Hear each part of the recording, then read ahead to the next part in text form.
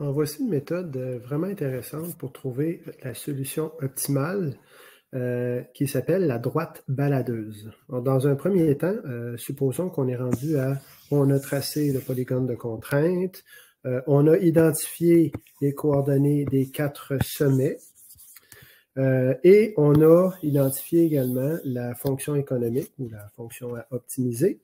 Et dans ce cas-ci, supposons qu'il s'agisse de maximiser. Donc, si on veut maximiser bon, des profits, par exemple, ou des revenus.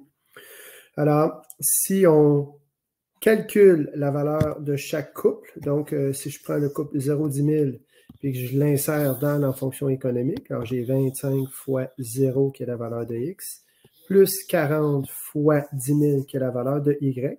Alors, je fais ça pour chacun des sommets, ce qui me donne ceci. Alors, dans la méthode du tableau, on a identifié la valeur de chaque sommet, donc le profit ou le revenu, et on va chercher celui qui maximise. Donc, le chiffre le plus élevé, c'est 550 000, pardon. Donc, c'est le sommet B.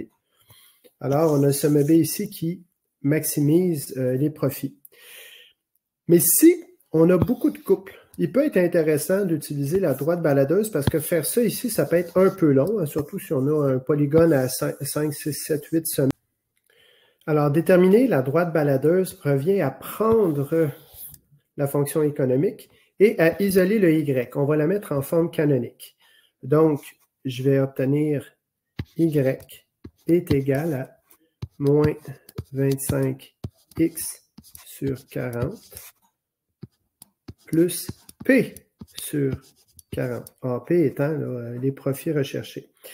Je vais regarder uniquement la pente. La pente qui est moins 25 40e ici.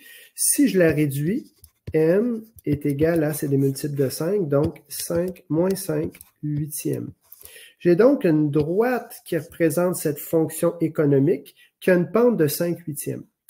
Là, l'idée, c'est d'y aller avec votre règle. Vous mettez approximativement votre règle avec une inclinaison de moins 5 8e, là, qui est un petit peu plus gros que moins une demi.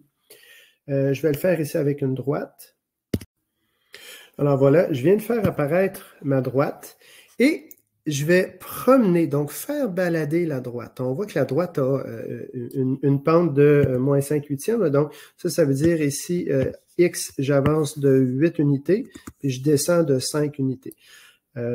Si vous avez évidemment, vos graphiques vont être gradués. Alors, ça va être assez facile de le faire d'une façon plutôt plus précise là, que ça ici. Alors, je promène ma droite. Et comme mon intention ici, c'est de maximiser, ben, je vais en montant, évidemment, la logique veut que plus je monte là, en X puis en Y, plus les valeurs de ma fonction ici là, sont élevées. Alors, plus je monte ma droite, plus ça va donner un profit élevé. Et le dernier sommet qui sera touché par la droite identifiera automatiquement le sommet B, celui qui génère ou engendre le plus de profit. Et là, à l'inverse, ici dans la situation, ce qu'on veut, c'est pas maximiser, mais minimiser. Ben, de la même façon, on promène la droite baladeuse et le dernier sommet à être touché vers le bas, là, donc celui qui a les plus petites coordonnées, sera celui qui minimise la solution. Donc, pratique, intéressant, rapide, pour qui maîtrise la notion de pente et qui veut aller vite, surtout quand on a beaucoup de sommets. Donc, la méthode du tableau avec la valeur des sommets est excellente. La méthode de la droite baladeuse est tout aussi bonne, surtout quand on a beaucoup de sommets. Une dernière chose, une fois que la droite baladeuse nous a permis d'identifier le sommet qui va maximiser, bien, on n'a qu'à prendre les coordonnées de ce sommet et aller y calculer les valeurs. Ce qui ne nous donne qu'un seul calcul à faire là, et non pas une série de calculs ici. Voilà.